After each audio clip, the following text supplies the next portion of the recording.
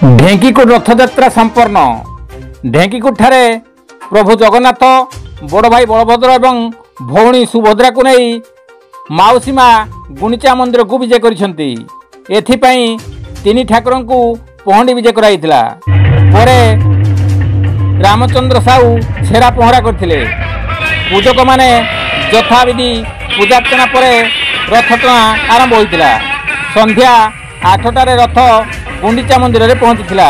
यही उपलक्षे सांतरापुर तरफर भजन संध्या कार्यक्रम करा जायतिला एवं एथिरे शांतनु सिंह एवं तांकर सहकारी माने सुंदर भजन संध्या करथिले। कविंद्र राउत का रिपोर्ट, केडी न्यूज।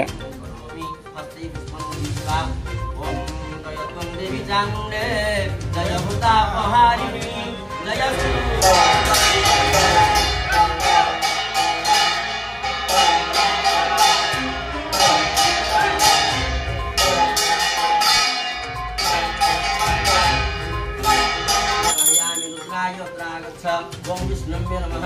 विष्णुम्य मावाहयामि। विष्णुम्य अत्र आगच्छ।